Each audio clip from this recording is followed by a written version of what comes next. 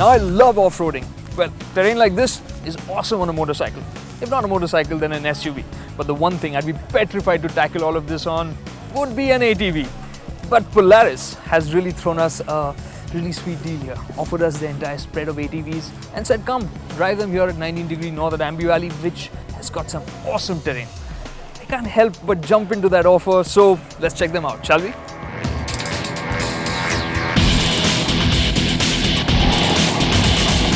The first Polaris that was daring me to hop on was this, the Sportsman 500.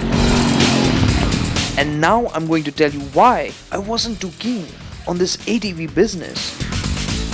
Okay, I have very good reasons for why ATVs scare me. It's the controls. You have this handlebar, you think this will be the accelerator. It's not. This is the accelerator, this thumb-operated lever here. And well, the brakes, you have a foot brake here. I don't know, it just feels a bit strange. And the biggest thing is, because of the handlebar, I expect it to behave kind of like a motorcycle in corners.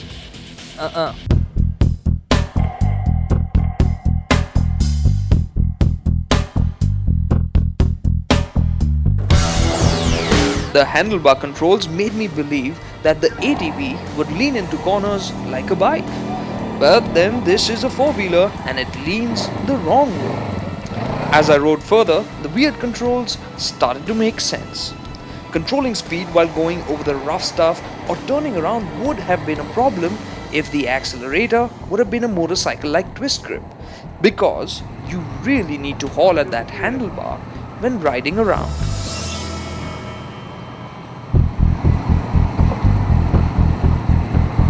The Sportsman also comes with a CVT transmission, so I didn't have to worry about changing gears. Just push the throttle and you'll get the torque and response you need to keep going, no matter the conditions.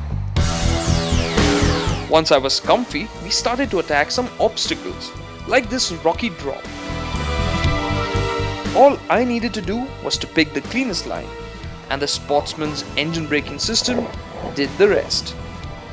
A light dab at the brake lever was all that was required to get all four discs to bite down and slow the descent even further.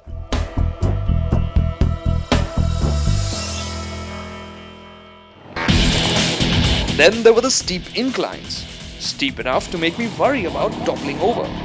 But the 498cc single-cylinder liquid-cooled motor had so much grunt that it could crawl up or just blast its way through that slope. It was game for a few drifts too. It has over 200 millimeters of suspension travel, and that helped it clamber over the riverbed. And while it has four-wheel drive available at the flick of a switch, the Sportsman was happy to do all of this in two-wheel drive. Amazing! But the ATV that I was itching to hop into was the RZR 800. It had a proper steering wheel, then pedals for the accelerator and the brake, and a bassy exhaust note. It really was wicked. The almost go-kart sized steering wheel snaps and fights as you push over the bumpy terrain. The RZR tears through slush and rock at a worryingly fast pace. This Polaris is hugely sophisticated and just as capable. Only problem is, it isn't road legal and it costs as much as a mid-sized sedan. So it's a couple of hours later, incredibly dirty, incredibly wet, very, very happy and a lot less scared than when I started off. The Sportsman 500 was a good way to start, had a lot of punch, had to get used to that handlebar setup with the throttle on the thumb, got used to it and found out that it was really well engineered, very capable and definitely a lot of fun.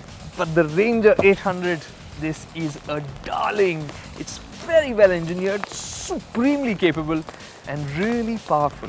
So if you want to start a career in rallying, you got to get one of this, get loads of fuel and just go mad.